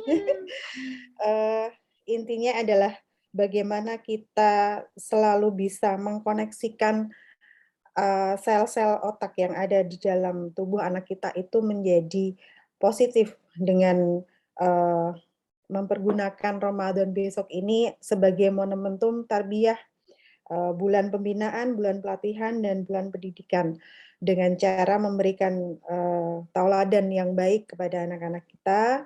Tidak lupa dengan langkah-langkah yang sudah Ustazah sampaikan tadi, knowing, yaitu memberikan pengetahuan, kemudian feeling dengan memuji, terus memberikan keyakinan, optimisme, dan motivasi kepada anak-anak kita. Dan yang terakhir adalah acting, yaitu memberikan contoh. Semuanya itu PR buat kita semua. Mungkin tidak mudah, tapi dengan doa dan ikhtiar, insya Allah kalau niat kita baik untuk kesolehan anak-anak kita, insya Allah Allah akan memberikan kemudahan pada kita semua. Amin, amin, amin. Baik Ayah Bunda, monggo silahkan untuk langsung tanya jawab aja ya Ustazah ya. Ya, kalau bisa saya jawab, kalau enggak jadi PR ya. Baik, ini saya bacakan dari Bunda Muningar Setiani. Izin bertanya dan sharing Ustazah. Berkaitan dengan kebaikan yang dilakukan anak, kita harus membuat GR. Nah, pada saat si anak membuat suatu perbuatan yang tidak sesuai kita atau tidak sesuai dengan yang Allah perintahkan, misal lebih memilih bermain daripada segera sholat, apa yang harus kita lakukan ya Us? Begitu. Mau dijawab dulu atau ini ada 2 pertanyaan Ustazah? Langsung atau Satu-satu dulu ya. Oh baik, ya. Ya. Silakan Ustazah. Oke, biar fokus ya. Ya. Ya, kalau dia berbuat baik, maka bikin GR ya. Tangkap basah perilaku baik anak-anak kita ya. Kita coba putus di kita ya. Pengasuhan yang lalu gitu ya.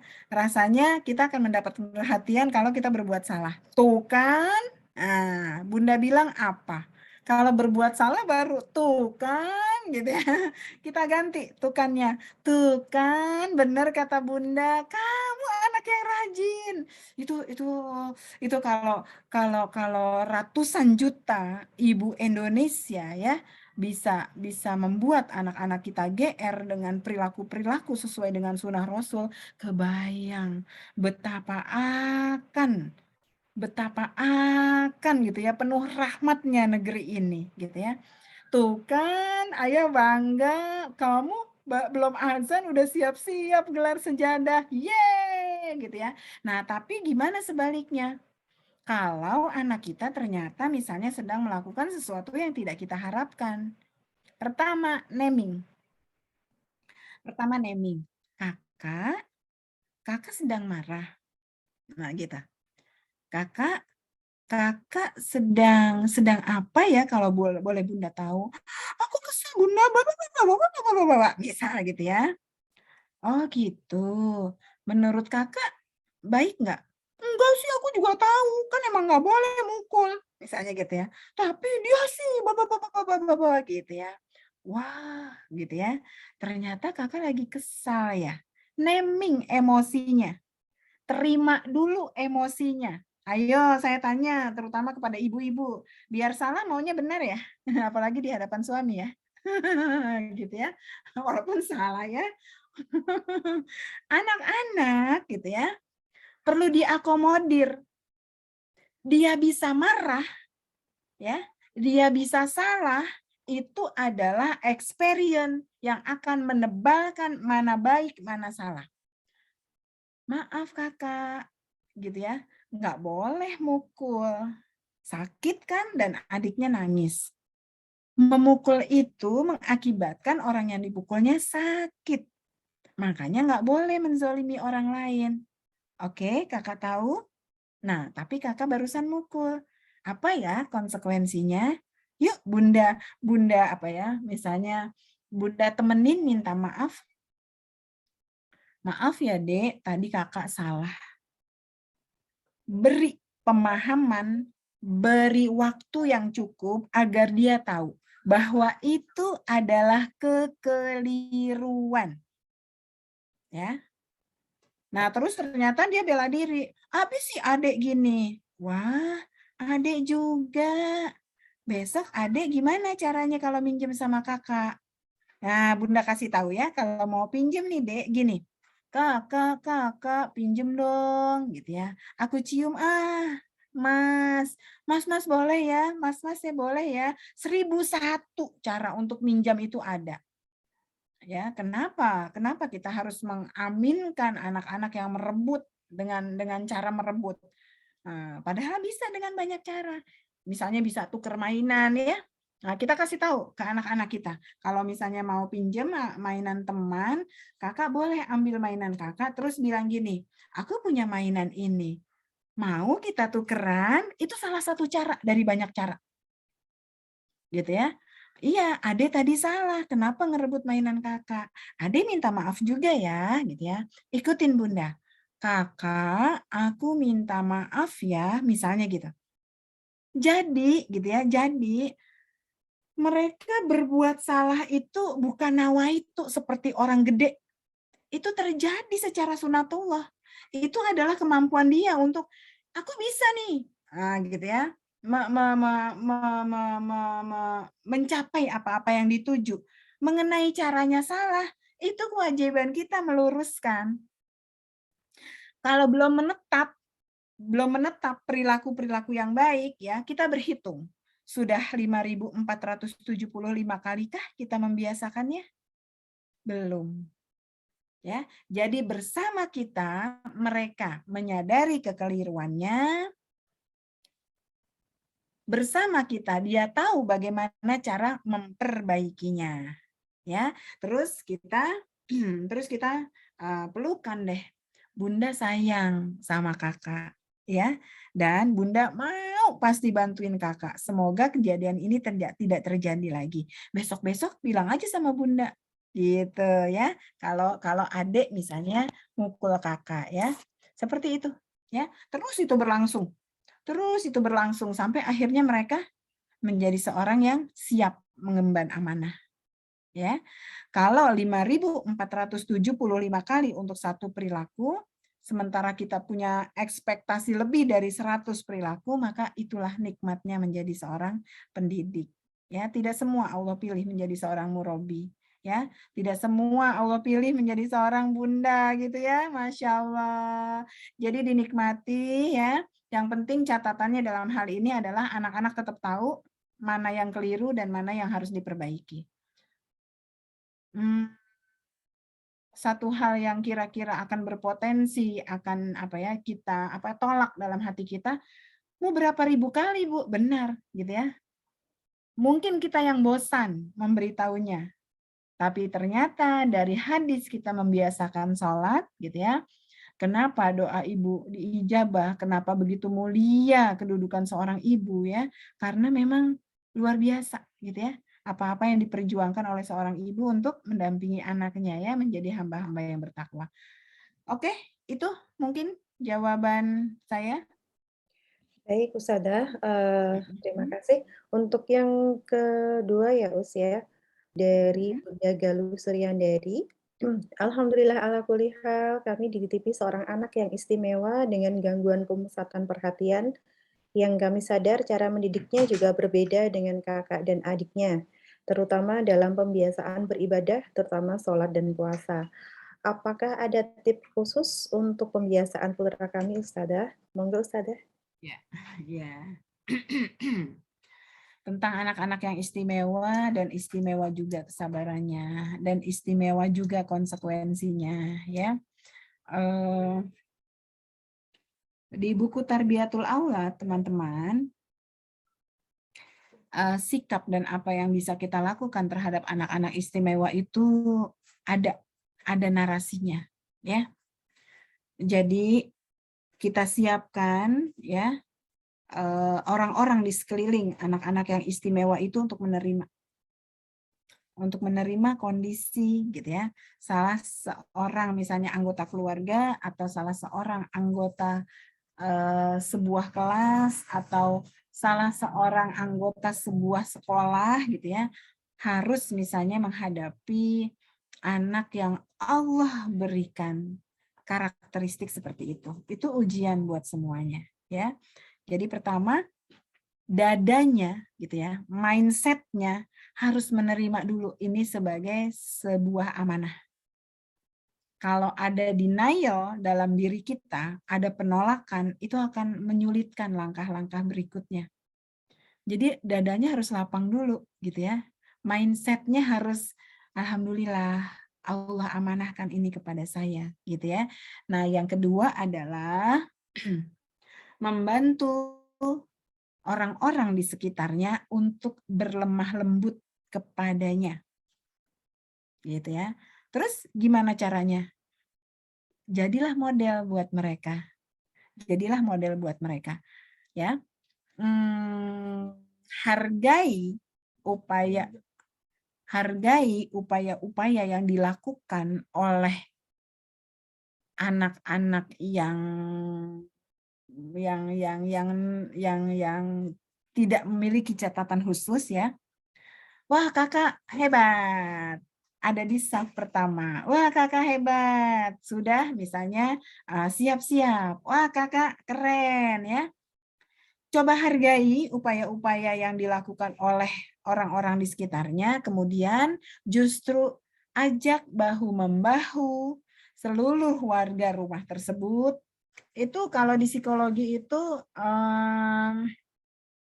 populer dengan sebutan terapi keluarga ya. Jadi seluruh anggota keluarga akan bersinergi untuk menyembuhkan, untuk meringankan gitu ya, hal-hal yang harus dikembalikan pada situasi di mana anak tersebut bisa menjalankan aktivitas sehari-harinya gitu ya. Jadi kalau misalnya anak tersebut butuh bantuan, maka semuanya siap membantu. Kalau anak tersebut butuh toleransi, maka semuanya tahu bahwa toleransi itu untuk dia. Ya, makanya gitu ya. Tidak perlu membandingkan, tetapi saya sarankan gitu ya, hargai upaya yang sudah dilakukan oleh yang lain, ajak yang lain untuk membantu yang istimewa tadi untuk secara bertahap gitu ya, mencapai kemajuan-kemajuan dari sisi-sisi keistimewaannya. Contoh misalnya gitu ya. Misalnya ada anggota keluarga kita yang misalnya apa? Autis misalnya gitu ya. Udah bikin skenario tuh si bunda ayah dengan anak-anak yang lain ya. Ada apa? Ada keluarga yang menurut saya luar biasa ya. Ayah dan bundanya itu mendidik anak-anak yang lain untuk menghadapi satu anak ya yang punya banyak catatan gitu ya. Kakaknya bantuin, kakaknya siaga, kakaknya sabar gitu ya. Belajar kesabaran dari siapa? Dari bundanya, dari ayahnya gitu ya. Jadi mentoleran ya. Setelah menghargai usaha-usaha yang lain di luar anak yang istimewa itu harus dijaga keseimbangannya ya. Kalau penghargaan buat anak-anak yang lain terabaikan gitu ya, bunda hanya khusus gitu ya memberikan waktunya untuk satu anak ini, maka yang lain potensi untuk menjadi faktor pendukungnya semakin melemah. Tapi kalau ayah dan bunda gitu ya, menghargai yang sudah diupayakan oleh yang lainnya gitu ya, maka yang lainnya itu akan bersinergi dengan kita untuk membantu yang satu ini untuk tetap mengalami progres. Nah, biasanya gitu ya, biasanya nih beberapa kasus yang kami hadapi gitu ya, orang tua pertama kali sebenarnya egonya menolak. Kenapa sih Allah kasih ujian ini? Gitu ya. Aku capek tahu. Jadi bahasa dalam dirinya sudah begitu. Nah, itu harus diberesin dulu gitu ya. Nah, terus yang kedua adalah fokus kepada kekurangan yang satu. Lupa menghargai gitu ya anggota keluarga lain yang memang harusnya juga mendapatkan penghargaan atas prestasi-prestasi yang dilakukan gitu ya. Prestasi dalam hal ini adalah capaian tumbuh kembang mereka ya. Alhamdulillah, Kakak Mariam sudah bisa ini. Alhamdulillah, Bang Fauzi udah keren banget gitu ya dan lain sebagainya gitu ya. Nah, kekurangan momen untuk menghargai yang lain gitu ya, itu akan memperkeruh suasana. Tetapi kalau setiap dari anak kita merasa bangga, merasa punya self esteem gitu ya, harga diri yang positif gitu ya, maka gitu ya justru mereka-mereka yang tidak lupa kita hargai itu akan menjadi modal-modal yang luar biasa membantu satu anak itu untuk tampil. Itu saran dari saya. Baik, Ustazah. Pertanyaan yang ketiga dari Bunda Adibah Natri. Untuk pembiasaan puasa anak TK kecil usia 5 tahun sebaiknya dimulai dari sahur atau sebangunnya ya, Us. Dan untuk anak 7 tahun atau usia SD, apa perlu diberikan konsekuensi juga selain pujian jika belajar untuk sholat dan puasa full? Monggo, Ustazah. Oke. Kalau untuk saya juga belajar ya dari banyak para pakar nih ya. Yang namanya sahur nggak bisa bangun tidur jam 8 namanya sahur, nanti konsepnya salah. Gitu ya. Karena sahur itu memang bukan jam 8, bukan jam 9, bukan jam 12 ya. Sahur ya sahur. Pada jam-jam itu kita ikut bangunkan. Kakak, walaupun misalnya sambil merem, tapi dia melewati. Memang waktu sahur beneran. Sehingga akan lahir informasi-informasi yang dia ketahui bahwa memang sahur itu adalah sebelum subuh. Bahwa sahur itu adalah memang bangun tuh gitu ya, makan sama-sama, menggembirakan gitu ya, siap-siap berwudu, siap-siap ke masjid sehingga sholat subuhnya tidak terlambat gitu ya. Jadi kalau meneming sahur itu misalnya sebangunnya, itu akan terjadi miskonsep gitu ya. Walaupun misalnya sambil gendong, Bunda gendong ya, Bunda pangku ya, tapi dia punya pengalaman bahwa di jam sahur dia ngantuk, bahwa di jam sahur dia merengek, bahwa di jam sahur dia menangis, misalnya nggak apa-apa, itu sunatullah. Tinggal bagaimana kita bisa gitu ya mencoba bargaining dengan situasi itu. Yang salah satu pernah saya dapati hal menarik yang dilakukan oleh salah satu TKIT itu video call gurunya ke anak-anak muridnya. Kakak sedang sahur apa gitu ya. Ternyata itu dahsyat. Dahsyat apa? Dampaknya.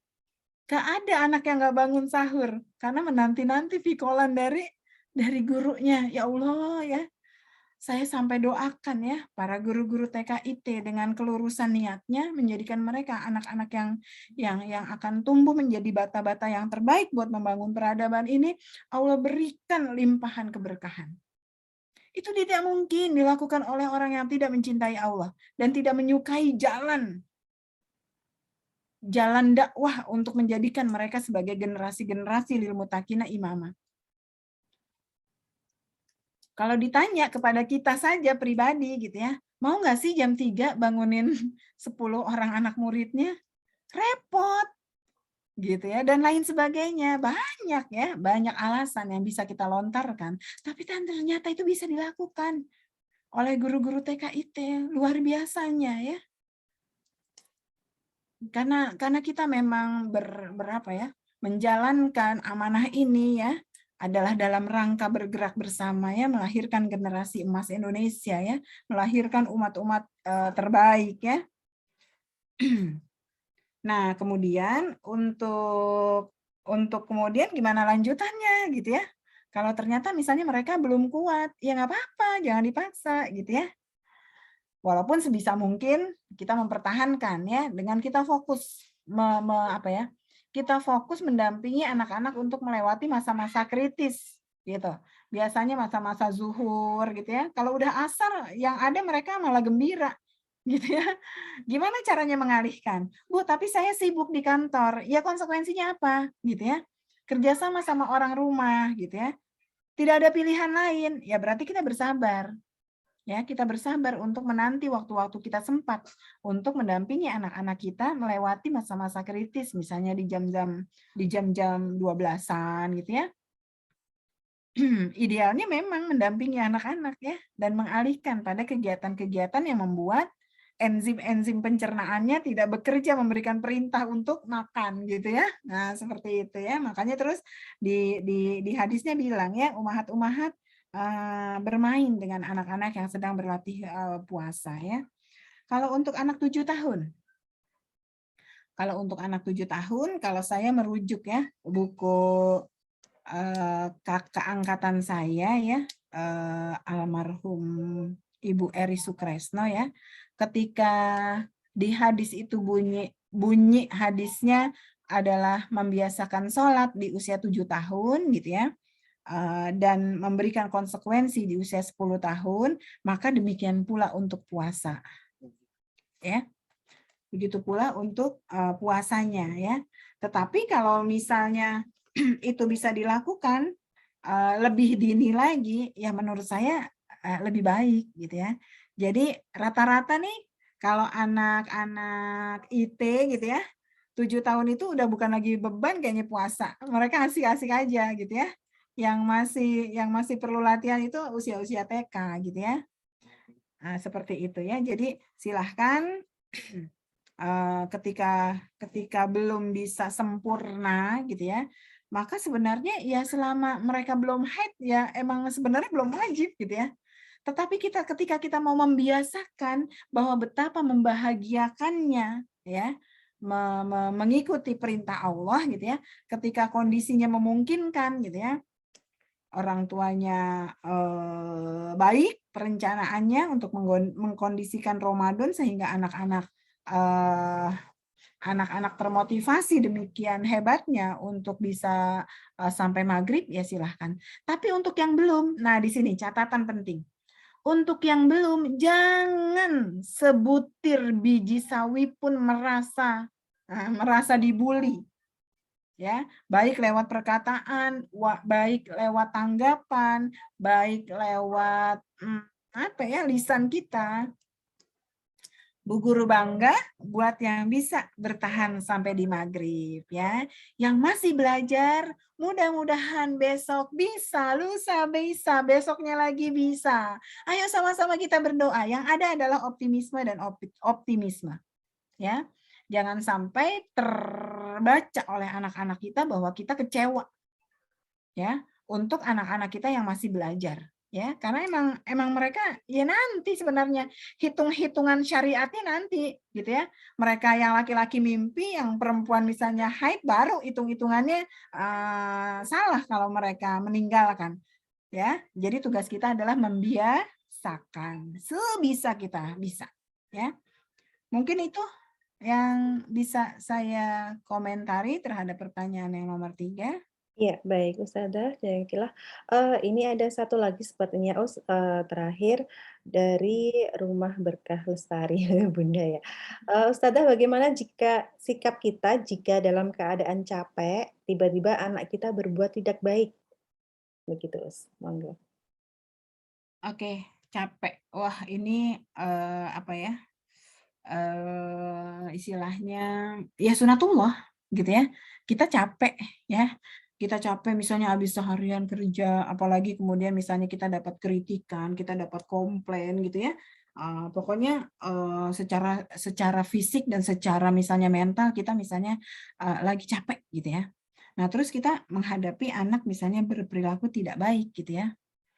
Ya gini teman-teman, mungkin ulasan saya akan saya mulai dari gini. Pada dasarnya kita sayang nggak sama anak-anak kita? Pasti jawabannya apa? Sayang. Setidak baik apapun perilakunya, ya, setidak baik apapun. Ayo ya, coba kalau saya tanya, pada dasarnya sayang nggak? Sayang. Ya, tidak semua Allah kasih kesempatan untuk misalnya melahirkan dari rahim kita, ya. Betapa banyak orang-orang pejuang garis biru gitu ya. Masya Allah gitu ya. Ketika kita diberi amanah oleh Allah, ya otomatis sebenarnya sayang sama anak kita gitu ya. Kita sayang sama anak kita. Yang membuat kita kecewa apa? Perilakunya. Perilakunya yang misalnya ketika dia sedang berperilaku misalnya tidak seperti yang kita harapkan, wajar kalau teman-teman kecewa. Tapi yang pertama dilakukan adalah tetap memeluk anak kita. Bunda sayang banget sama kamu. Walaupun di sisi satunya, kenapa sih dia coret-coret lagi? Misal gitu ya. Ya teman-teman baru nyoret tembok ya. Berapa sih cat termahal di dunia ini? Bisa membeli kebahagiaan anak kita? Nggak bisa. Ya, bisa mengganti pengalaman pahit yang tertoreh di hati anak kita? Nggak bisa. Ya, jadi berhati-hati ya. Berhati-hati kalau mau marah hanya gara-gara gelas, hanya gara-gara coretan di tembok. Baca deh teman-teman, ya, googling. Ada seorang ayah menangis terseduh-seduh, tapi ya udah lewat, udah nggak bisa dikembalikan ya. Yang meratapi kematian seorang anak balitanya yang dia kasih hukuman, paku yang dia gunakan buat menggambar kerinduan kepada ayahnya karena ayahnya sibuk gitu ya. Terus dia pakai paku karatan melukis kerinduan dia di mobil baru ayahnya. Ya. Singkat cerita ayahnya marah. Ya, ayahnya marah, emosi, dan kemudian memberikan apa? Memberikan hukuman, ya, menancapkan paku itu. Padahal nggak terlalu dalam. Ayah kasih hukuman ya, nggak boleh lagi pakai paku ini melukis di mobil ayah, gitu ya. Singkat cerita, si anak tersebut kena tetanus dan meninggal. Yuk kita hitung. Paling mahal mobilnya mobil apa sih? Mobilnya sekelas mobil-mobilnya Sultan Hasanah Bolkiah gitu? Mungkin enggak gitu ya. Tetapi gitu ya, dia harus bayar dengan kematian anaknya karena tetanus akibat dari kurang cerdasnya seorang ayah mengelola emosinya. Nah, belajar dari kejadian itu, teman-teman, coba pisahkan antara benar kita menyayangi mereka dengan bab bagaimana cara mengoreksi kekeliruan anak-anak kita. Ya, kalau kita merasa memang sangat lelah, ya cukup, kakak tidak. Itu tidak boleh. Hentikan. Maaf kakak, nggak boleh. Udah, jangan dulu dibahas. Mandi dulu, ya. Air itu akan akan membuat sirkulasi darah kita bekerja dengan lebih baik, ya. Mungkin perlu makanan manis sedikit ya untuk mengembalikan energi kita, gitu ya. Tatap wajah anak kita. Tidak ada satupun anak di atas permukaan bumi yang Allah ciptakan punya niatan jelek yang muncul dalam perilakunya. Perilaku itu adalah akibat. Akibat dari apa? Akibat dari kurang perhatiankah? Akibat dari contoh yang salahkah? Akibat kita kurang perhatiankah kepada mereka? Ternyata kalau ditelusur belum tentu salah si anak. Nah, jadi gitu ya. Kalau dalam keadaan kita capek, ya kasih tahu bahwa itu adalah sesuatu hal yang tidak baik, hentikan gitu ya. Kalau perlu minta bantuan orang lain untuk menghentikan misalnya perilaku yang kalau membahayakan harus dihentikan. Ya. Kalau yang membahayakan dirinya, membahayakan orang lain harus dihentikan gitu ya. Kalau perlu bantuan orang lain, minta bantuan orang lain, ya. Tetapi kalau sampai misalnya sendirian, capek, ya udah peluk aja. Peluk aja, ya, peluk anak kita, ambil nafas panjang-panjang, gitu ya. Kakak lagi ngapain sih, gitu ya. Kita abaikan dulu yang lain. Sampai akhirnya mereda, gitu. Itu secara psikologis kenapa kita harus mengendalikan marah dari berdiri duduk berbaring ya. Jadi ternyata gini teman-teman, orang yang marah dan orang yang capek itu cenderung gampang marah gitu ya, itu membuat aliran darah itu semakin kencang sehingga membutuhkan ruang otot-otot itu menjadi semakin lebar. Jadi kalau kita melampiaskan marah, maka ya kita memberikan jalan gitu ya, memberikan jalan agar kemarahan itu menjadi maksimal. Nah, tapi dalam Islam ya, darah yang sedang mengalir dengan begitu kencangnya gitu ya, dengan arus yang demikian kencangnya harus kita hambat. Yang dari diri duduk. Nah, dari diri duduk. Jadi otot itu tidak semakin terbuka. Kalau udah duduk berbaring, semakin dihambat alirannya. Diharapkan kita akan jauh lebih rileks, apalagi kita berwudu. Gitu ya. Intinya pokoknya berhati-hati ketika kita melakukan tindakan di saat marah ya. Kalau di saat capek doang ya menurut saya masih bisa ditolerir asal nih gini nih, ada lagi nih. Biasanya perempuan dalam satu waktu punya banyak target. Kok gini sih? Kok berantakan sih? Kok ini nggak pada tempatnya sih? Kenapa nangis? Kenapa belum makan? Dalam satu waktu. Dia pengen semuanya beres. Nah, turunkan standar itu. Fokus bahwa kita sedang bertahap menghilangkan capek kita. Jangan pikirin dulu yang lain. Gitu. Biarin aja dulu, gitu ya. Itu manusiawi banget, perempuan banget, gitu ya. Sampai saya dulu pernah mengalaminya ya di masa-masa ketika saya bertanya kepada anak-anak gitu ya, apa yang kalian tidak suka dari saya? Uma jangan marah kalau pulang dari kantor, nangis saya gitu ya. Maafin Uma ya. Ayo bantu Uma supaya nggak marah gimana. Peluk Uma ya, ya peluk. Dan Uma nggak usah ngerjain yang lain. Ayo kita senang-senang aja. Minta maaf kepada anak-anak ya. Jadi kalau kata Ustadz Bendri ya, yang juga banyak saya rujuk ketika saya mengisi parenting gitu ya, bahwa seorang bunda, seorang ayah itu bukan malaikat, ya, bukan manusia yang sempurna, ya. Jadi gitu ya, ketika kita melakukan kesalahan, akui kesalahan itu, gitu ya. Jadi kita nggak stres, gitu ya. Jadi kita nggak stres. Jadi kita lebih nyaman, ya, menjalankan fungsi-fungsi kita sebagai seorang ayah maupun sebagai seorang bunda. Gitu ya. Terima kekurangan kita, minta bantuan justru seluruh anggota keluarga untuk meminimalisir ya kekurangan-kekurangan kita. Jadi kita minta bantuan gitu ya. Kakak, kalau Bunda udah misalnya mau marah, peluk Bunda ya. Bunda, aku sayang Bunda, jangan marah. Itu terapi, teman-teman. Ya. Jangan kita apa ya? Berantem dengan diri kita sendiri gitu ya, bahwa enggak kok.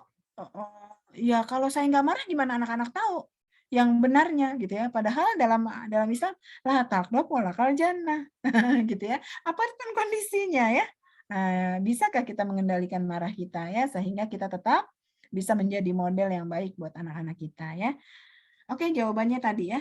Bertahap hilangkan capeknya dan jangan bikin standar yang banyak gitu ya.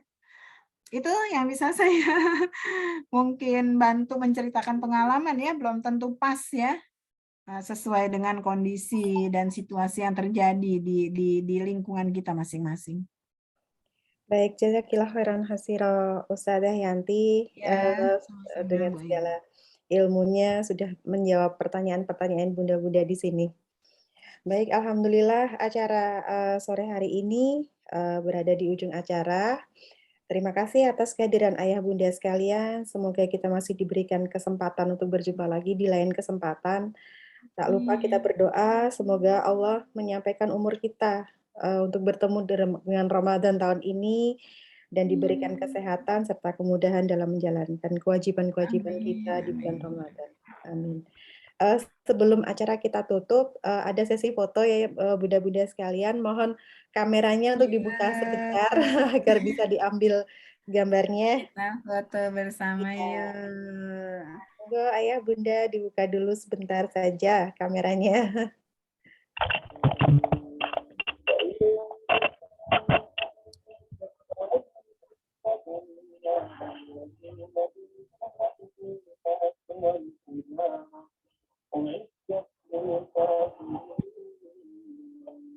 Monggo Ustadzah yang bertugas untuk mengambil gambar. Monggo silahkan. Iya, Bun.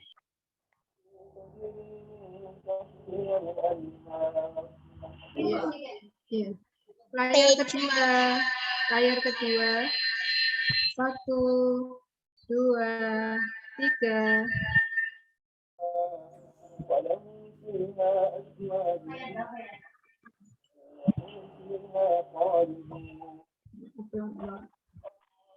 Layar ketiga. 1, 2, 3.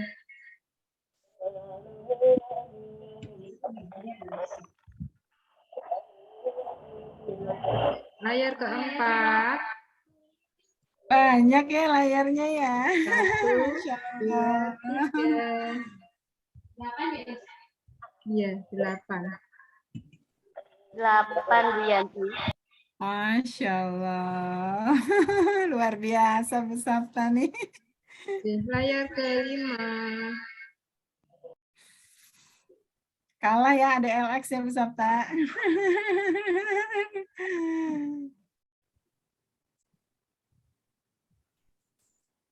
Layar keenam. 1, 2, 3.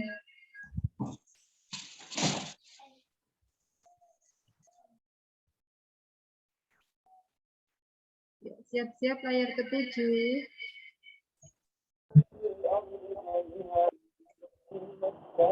Di layar ketujuh masih banyak yang off cam, monggo.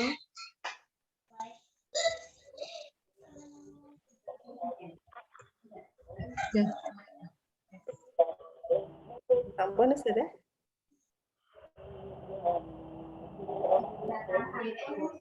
Layar terakhir 8. Monggo yang masih ditutup. Iya. Oke. Sampun Bun, matur nuwun. Baik, terima kasih Ustadzah. Baiklah ya bunda sekalian, tidaklah saatnya kita tutup acara pada sore hari ini. Marilah kita tutup acara pada sore hari ini dengan membaca doa kafaratul majlis. Subhanakallahumma wa bihamdika asyhadu alla ilaha illa anta astaghfiruka wa atubu ilaik. Dari saya selaku pembawa acara pada sore hari ini, mohon maaf atas segala kekurangan dalam membawakan acara. Akhirul salam, wassalamualaikum warahmatullahi wabarakatuh. Waalaikumsalam. Waalaikumsalam warahmatullahi wabarakatuh. Maaf lahir batin, sehat-sehat selalu. Sampai ketemu lagi. Terima kasih semuanya. Bu Sabta, pamit Bu Ayu, makasih Bu Ayu udah nemenin. Sama-sama Ustadzah. Assalamualaikum. Waalaikumsalam.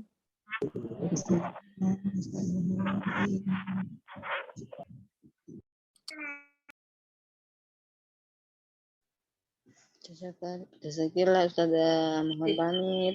Bunda-bunda, mohon izin saya tutup ya Zoom-nya.